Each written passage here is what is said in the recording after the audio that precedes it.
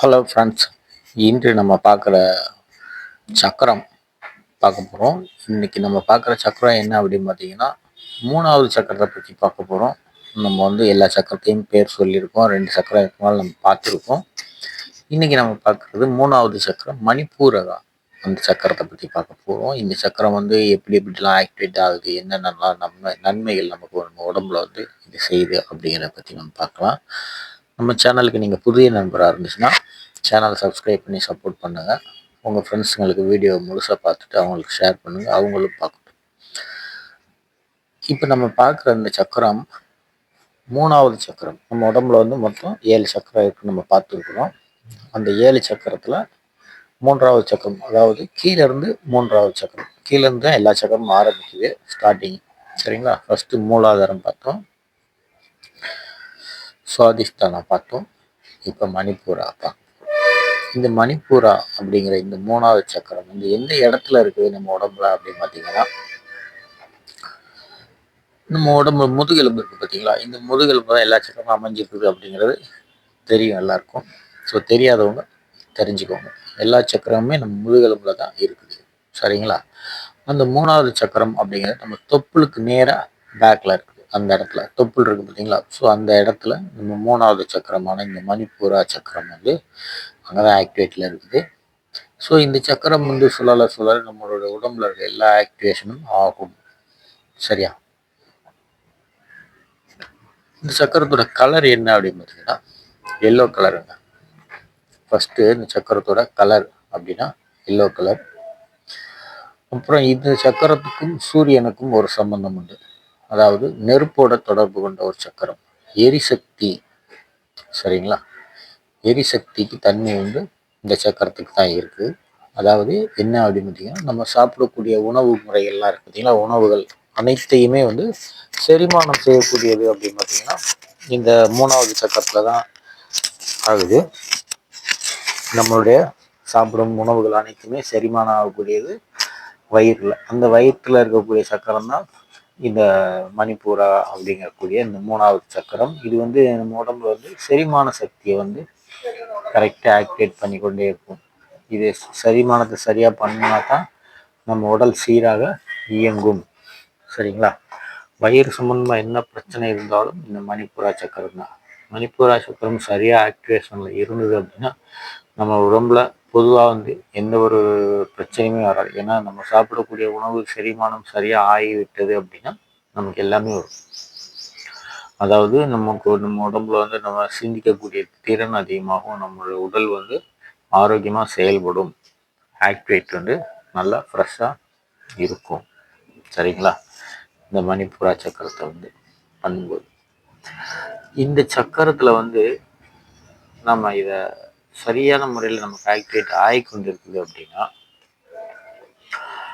இந்த சக்கரம் நம்ம உடம்புல என்ன பண்ணுது அப்படின்னு நீங்கள் கொஞ்சம் கவனமாக பார்த்தீங்கன்னா, இது எல்லா உணவையும் செரிமானம் செய்யக்கூடியது அப்படின்னு நம்ம சொல்லியிருக்கோம். அப்போ செரிமானம் ஆயிடுச்சு அப்படின்னா நமக்கு நம்ம உடல் ஆரோக்கியமாக இருக்கும் அப்படிங்கிறது ஒரு உண்மை. அதே நேரத்தில் உங்களுடைய உடல் தளர்வு இல்லாமல் உங்களுடைய வேலையை சுறுசுறுப்பாக செய்வதற்கு ஆனால் எனர்ஜி உங்களுக்கு இந்த இடத்துல இருந்தால் நமக்கு கிடைக்குது. ஏன்னா உணவு செரிமானமாகி அதில் இருக்கக்கூடிய எனர்ஜிகள் எல்லாமே நம்ம உடம்புக்குள்ளே போகணும் அப்படின்னா இந்த சக்கரம் சரியாக இருக்கணும். அப்போது இந்த சக்கரம் நமக்கு ஆக்டிவேஷன்ல நல்லா இருக்கும்போது நம்ம சிந்தனைகள்லாம் சரியாக வரும். நம்ம செய்யக்கூடிய செயல் சரியாக செயல்படும். நம்ம ஒரு வேலையை சரியாக செய்யணும் அப்படின்னா நமக்கு உடம்புல எனர்ஜி, நம்மளுடைய கோல் கரெக்டாக போகும். அப்போ நம்ம கோல் சரியாக போகணும் அப்படின்னா நம்ம சோர்வு இல்லாமல், அசதி இல்லாமல், டயர்டு இல்லாமல் இருக்கணும். இப்போ நம்ம டயர்டு இல்லாமல் இருக்கணும், நம்ம சாப்பிடக்கூடிய உணவு சரியாக செரிமானம் ஆகிருக்கணும். அப்படின்னா தான் நம்ம உடம்பு சோர்வு இல்லாமல் இருக்கும். நம்ம வேலையை சரியாக செய்ய முடியும். நம்ம வேலைகளை சரியாக செஞ்சால் தான் நம்ம நினைக்கக்கூடிய. இப்போ ஒரு விளையாட்டில் நீங்கள் சரியாக போய் ஜெயிக்கணும் அப்படின்னு நினச்சிங்கன்னா, அந்த ஜெயிக்கணும் அப்படிங்கிற ஒரு சிந்தனை இந்த இடத்துல அதை உருவாக்கும். ஏன்னா நம்ம உடம்பு ஸ்ட்ராங்காக இருந்துச்சுன்னா தான் நம்ம அதை செய்ய முடியும். அதனால இது உங்களுடைய கோல் சரியான நிலைக்கு இது எடுத்துகிட்டு போகும். உங்களை ஒரு சுறுசுறுப்பாக புத்துணர்ச்சியோடு இருக்கிறதுக்கு இந்த மணிப்பூரா சக்கரம் தான் ரொம்ப வந்து நமக்கு வந்து உதவியாக இருக்குது அப்படின்னு தான் சொல்லணும்.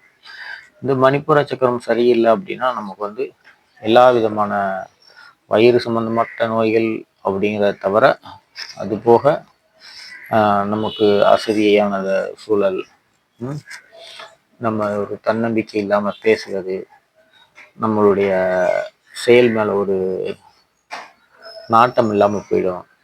ஒரு வேலை செய்யணும்னா ஒரு இன்ட்ரெஸ்ட் இல்லாமல் போயிடும். ஸோ இந்த மாதிரி வேலைகள் எல்லாமே வந்து சரியாக போகணும் அப்படின்னா வந்து இந்த மணிப்பூரா சக்கரம் வந்து நமக்கு வந்து சரியாக வேலை செய்யணும். அப்போ இந்த மணிப்பூரா சக்கரத்தை எப்படிங்க வேலை செய்ய வைக்கிறது அப்படின்னு பார்த்தீங்கன்னா, நம்ம வந்து மூச்சு பயிற்சிலாம் செய்யணும் அப்படின்னு நம்ம சொல்லியிருக்கோம். இந்த சக்கரத்தை ஆக்டிவேட் பண்ணக்கூடிய ஒரு பயிற்சியை வந்து நம்ம சொல்லியிருக்கிறோம் வீடியோவில். தெரியாதவங்களுக்கு இப்போ நான் சும்மா சிம்பிளாக சொல்கிறேன், அதை பார்த்துப்போம்.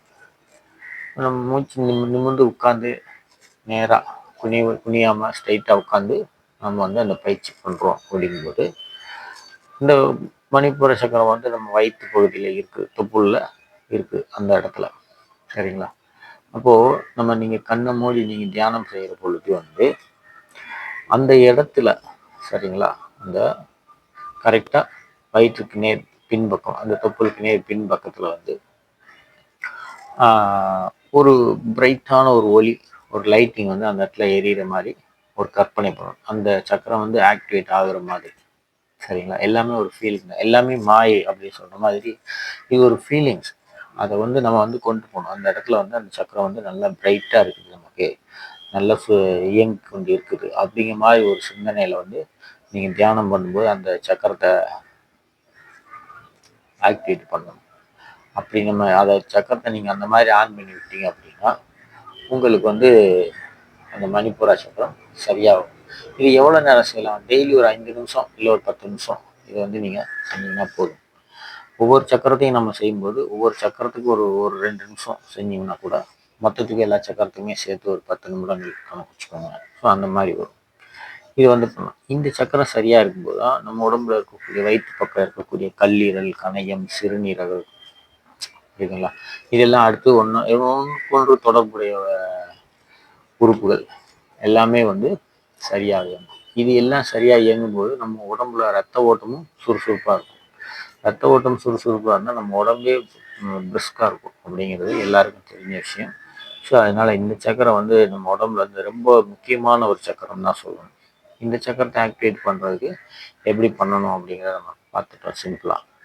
ஸோ இதை வந்து நீங்கள் உங்களுடைய தியானம் பண்ணும் பொழுது இந்த விஷயத்தை வந்து நீங்கள் செஞ்சீங்க அப்படின்னா இந்த சக்கரத்தை எல்லோ கலராக இருக்கக்கூடிய இந்த மணிப்பூரா சக்கரம் வந்து நம்ம சரியாக வந்து தியான முறையில் கடைபிடிக்கலாம். இந்த பதிவு வந்து உங்களுக்கு ரொம்ப பிடிச்சிருக்கும்னு நினைக்கிறேன்.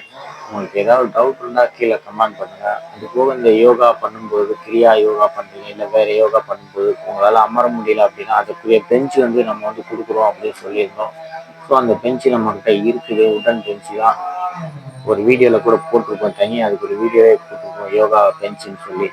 அந்த தேவை உங்களுக்கு இருந்தது அப்படின்னா கீழே வந்து கமெண்ட் பண்ணுங்கள். நான் நம்பர் கொடுக்குறேன், அந்த நம்பருக்கு வந்து மெசேஜ் பண்ணுங்கள். நம்ம அதை உங்கள் வீட்டுக்கே வந்து டோர் டெலிவரி வந்து அனுப்பிச்சி வச்சுக்குவோம். உங்களுக்கு தேவை இருந்தால் அப்படின்னா நம்மளை கான்டாக்ட் பண்ணுங்கள்.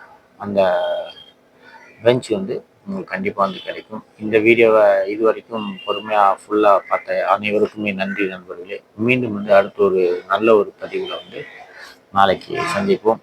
நம்மளுடைய சேனலில் தொடர்ந்து பார்த்துக்கிட்டு வர அனைத்து நண்பர்களுக்கும்